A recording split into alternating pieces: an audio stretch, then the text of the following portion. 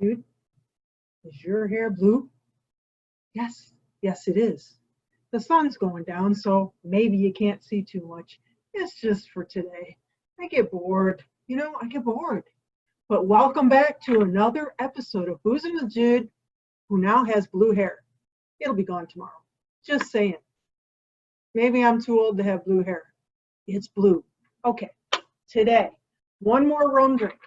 This time I'm doing something a little different.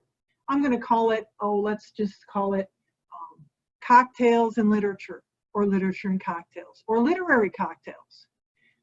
I talked a little bit about Ernest Hemingway in my last episode, and he had a special drink named after him, which pretty sure he didn't drink. I'm going to tell you a little bit about him and about this drink. It's called the Papa Doble. So Ernest Hemingway, I'll get into a little bit of his history after I tell you this part. At one point, he did live in Cuba. And he, unfortunately, he enjoyed alcohol more than he probably should. And he had a whole history of injuries and health problems. And so he drank quite a bit. So he used to frequent a place called La Floridita in Cuba, where the legend has it, they were fixing up the strawberry daiquiri when he walked in one day. Never wanted to pass up a drink. Ernest tried it, and he said, not bad. It would be better if it had twice the alcohol and no sugar. Basically, what that means is that Ernest Hemingway's drink, his daiquiri, would be basically rum and a little squirt of lime juice, and most people probably wouldn't enjoy that. And so what happened with the Papa Doble is that bartenders messed around with it a bit to make it palatable, to make it different, and so that's what we have today. But as I said, I'm pretty sure that Ernest Hemingway never had this drink that's named after him, because it had to be sweetened up. It's got more citrus. But it's an interesting daiquiri, and we're going to make it. What about Ernest Hemingway? Well, he was from Illinois, born right at the end of the 19th century, lived a little over 60 years, took his own life, sadly. There was a little bit of history in his family. His father took his own life. Two of his siblings took his own life. So there's a thought that he had been diagnosed with something that, sort of caused this depression and caused him to do that. But what an interesting life he led. So he started off like many famous novelists as a journalist. He was a journalist. He started at the Kansas City Star, and at a young age, he decided he was going to take off, go join World War I as an ambulance driver in Italy. So he was injured quite badly, shrapnel all over, and was sent back. Where I'm kind of proud of our association with Ernest Hemingway as being a Michigander, or a Michigander as we'd say here, and his father Dominic would say in England. He liked to spend a lot of time. He was a fisherman, he was a sportsman up near Petoskey, and he also visited the Upper Peninsula, so he quite liked Michigan. He wrote something about the Big Two-Hearted River that we know that he was influenced by his time in Michigan, out in the beautiful remote areas that my home state still has today. What else about Hemingway? He's been everywhere. Married 4 times. Whoa, 4 times. He was ladies' man. Well, actually, probably not. They say he was like spurned by the woman he loved, and then he was never really going to settle down with anybody. He lived in places like Cuba. He had a place in Key West. He was as a journalist who witnessed the landings at Normandy during World War II, the Spanish Civil War. He went to write about as a journalist, and as you know, he wrote fabulous stuff. When I was in high school, I read one of his final works, The Old Man and the Sea, For Whom the Bell Tolls. Probably a lot of his writing was influenced by love, by war, a lot of which he saw. His first sort of famous novel was, can't remember the name of it. I read it about he wrote a lot of classic literature. And I'm sorry I can't remember that first title because it was amazing. Won a Pulitzer Prize, won a Nobel Peace Prize, but he had a sad life. He had a lot of injuries. He was in 2 plane crashes in as many days. Almost died. 2 plane crashes in 2 days. Imagine that. So we're going to honor Ernest Hemingway and the great life he led. Even though it was a sad and tragic life, he was an amazing writer. Pick The Sun Also Rises. That was the name of it. The Sun Also Rises. Sorry, I'm elderly. I'm a blue hair. I can't remember stuff. Anyways, I'm going to show you how to make the Papa Doble, which is a pretty darn good daiquiri that Ernest Hemingway would not have liked. We are going to make it in a coupe glass, which I see I forgot to get. But fortunately, I know that I can just put you on pause, go get it, and then voila, it will be here. I'll be right back. Where did it come from? It was here all the time. I had it in my ice bucket, keeping cold.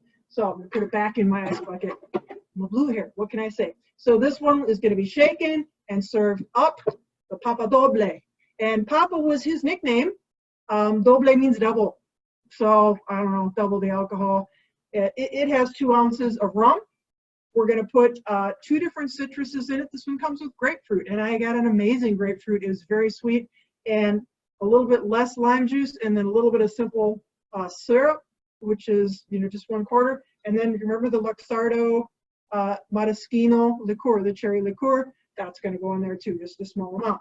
So let's take our shaker, my Boston shaker, which I've really been having a hard time getting the cover off of. Maybe we'll see some of that excitement today. Ooh, wouldn't that be interesting? What do you think of the blue hair? My friends made fun of it at dinner tonight. Yeah, we're able to go out and have dinner. And the gals who sat me down at the table, I was there first, they said, we love that. And I said, come over later and defend me, because my friends are all going to be like, what's wrong with you? Did you go swimming? Is it chlorine? I just thought, you know what? It's cool. It's coming out. It's not like it's a new fashion statement. What the heck? All right, so we got ice in our shaker. First thing we're going to do, I'm still sitting here with white rum. Some people do make it with a darker rum or an amber rum. You take your pick. I got the Captain Morgan, so we're going to do it with 2 ounces of that. By the way, I just got my new Adirondack chair. It's, the back of the chair for my patio is in the shape of the mitten, the Michigan, and it comes with a table that's in the shape of the Upper Peninsula. So, yay, Michigan. Cool. Okay, so 2 ounces of this. That's totally irrelevant to this drink, except that Ernest Hemingway liked to go to Upper Michigan to do his thing.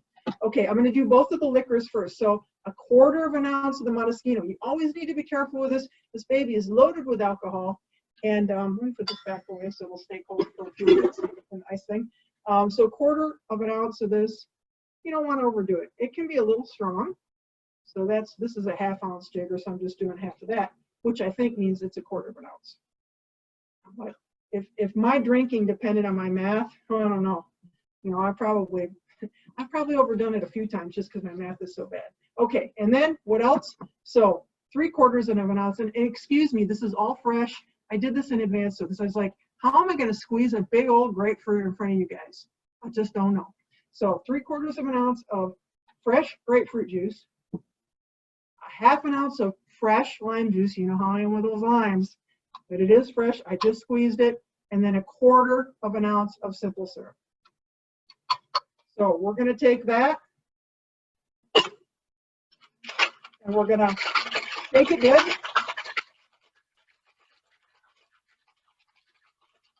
Do I look good doing this? I always wanted to be a bartender. Nowadays, I don't think I could stand up or handle the fighting. Okay, so then we're going to strain it into our chilled cocktail glass. And we'll put that there so you can see it. Take our Hawthorne strainer.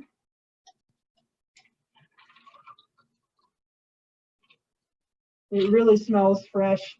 It smells so good, you guys, with all the citrus. Now I have a little pink grapefruit peel, which I'm going to just twist up like that. Express a little bit in there. And then I'm going to take a lime wedge just for fun to make it pretty, since it has both of those in there. Ladies and gentlemen, here we say salute, salud. That would be Spanish for Cuba. To Ernest Hemingway, a fabulous American author. His life will never be seen again. Sad, tragic life, big drinker, but we owe him the daiquiri, the Papa Doble daiquiri. And so I encourage you to try one of these. and pick up The Sun Also Rises, which is quite a book. Sorry, I couldn't remember the name.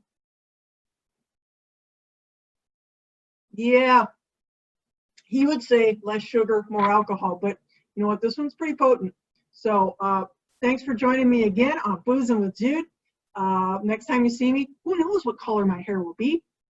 Max is over there sleeping. She's had a big day. It's 90 degrees outside, really hot. So I'm going to just go out on the patio because the sun's going down.